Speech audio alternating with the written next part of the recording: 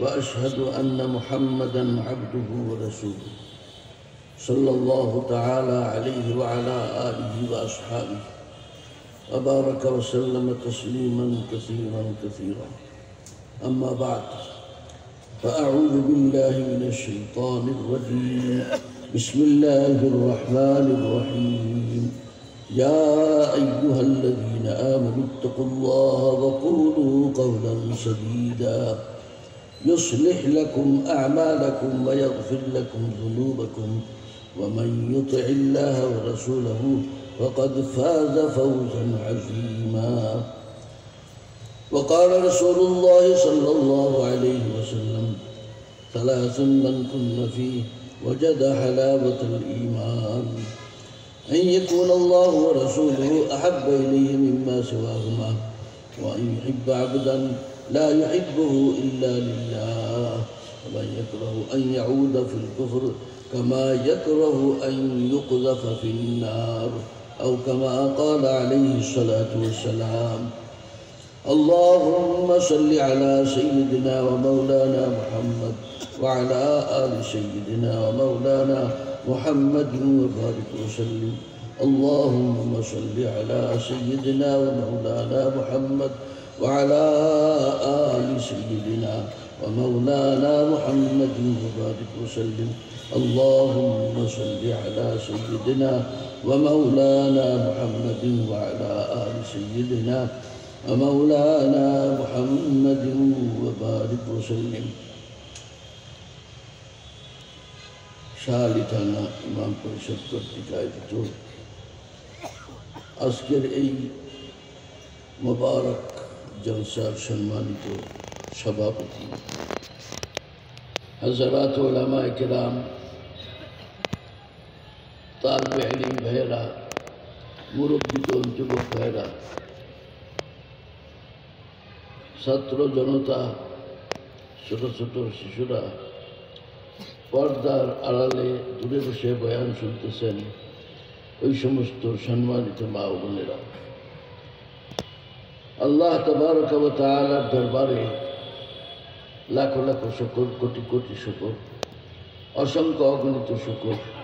আল্লাহ রাব্বুল আলামিন আজকের এই মুবারক মজলিসে আমাদেরকে উপস্থিত হয়ে এই দীর্ঘ রাত পর্যন্ত উলামায়ে কেরামের জবান থেকে অনেক মূল্যবান দ্বীনি আলোচনা শুনবার তৌফিক দান করেছেন।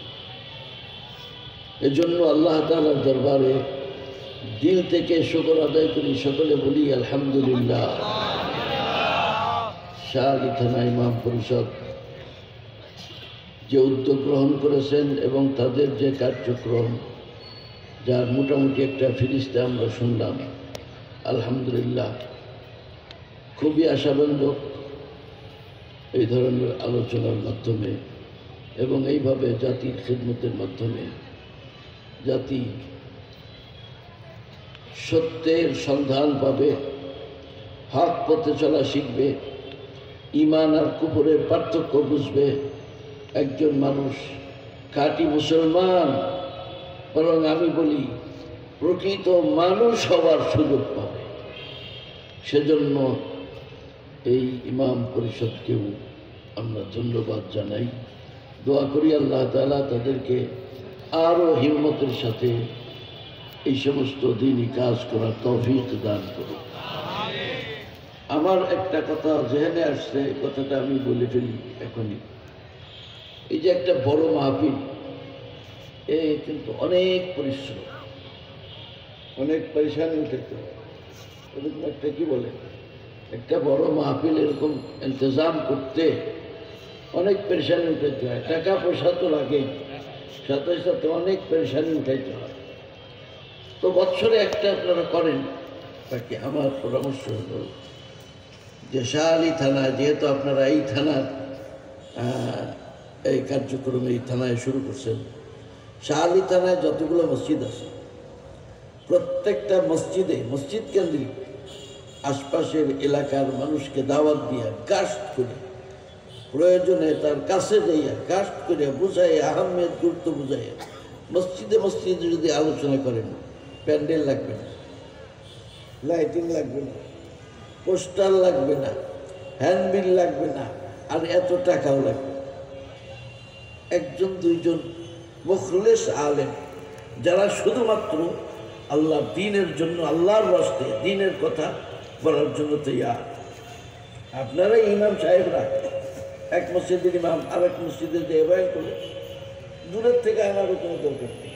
দিনই আলোচনা এইভাবে যদি প্রত্যেকটা মসজিদকে কেন্দ্র করে করা যায়, আমার মনে হয় ফায়দা অনেক বেশি। এখানে তো একটা মাহফিল, অনেক জায়গায় দেখা যায় মাহফিলে যত মানুষ আছে তার চাইতে পাশে মেলা মিলছে যে সেখানে তার দ্বিগুণ মানুষ, তিনগুণ মানুষ আছে। ওখান থেকে হইচই চলতে, অনেক হইচই চলতে। আপনার মসজিদ ভিত্তিক আলোচনা, এইখানে এই সমস্ত কোনো হইচই নেই। আর যারা আছে সবাই মসজিদে বসে বয়ান শুনবে, একজন বয়ান করবে সবাই শুনবে, ওলামা ইকরামও শুনবে, একজন আলেম বয়ান করবে আর বাকি আলেমরা শুনবে। আলোচনার দ্বারা দ্বীনি আলোচনা, ইমানি আলোচনার দ্বারা তো ইমান বাড়ে। তো ইমান বাড়া এটা তো শুধু সাধারণ মানুষ ওনাদের দরকার তা না, আমারও তো দরকার। কি বলেন?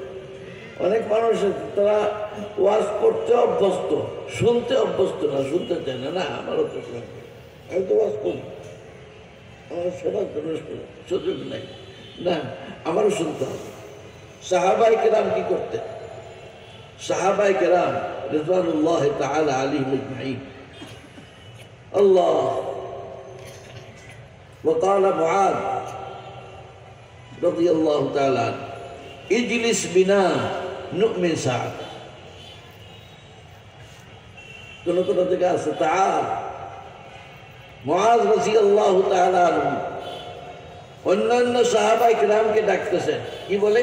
তাআল, আরে আসো আসো, তাআল ইজলিস বিনা, আমাদের সাথে বসো, নুমিন সাআতান, কিছু সময় আমরা ইমানি আলোচনা করি।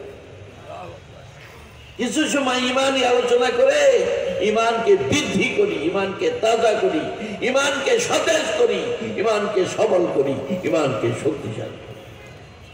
সাহাবায়ে কেরাম যাদেরকে আল্লাহ তাআলা কোরআন শরীফের মাধ্যমে সুসংবাদ জানাইছেন, রাদিয়াল্লাহু আনহুম ওয়া রাদু আনহু, তারাও আল্লাহর উপরে রাজি, আল্লাহ তাদের উপরে রাজি। তাদের জন্য আল্লাহ পাক জান্নাতের সুসংবাদ দিয়েছেন। 10 জন সাহাবী আশারায়ে মুবাশশারা, এতো এক মজলিসে, কিন্তু এছাড়া বহু সাহাবী জান্নাতের সুসংবাদ পেয়েছেন। এছাড়া এক রওয়ায়াতে আসছে, লা তামাসসুন নারু মুসলিমান রাআনি আও রাআ মান রাআনি।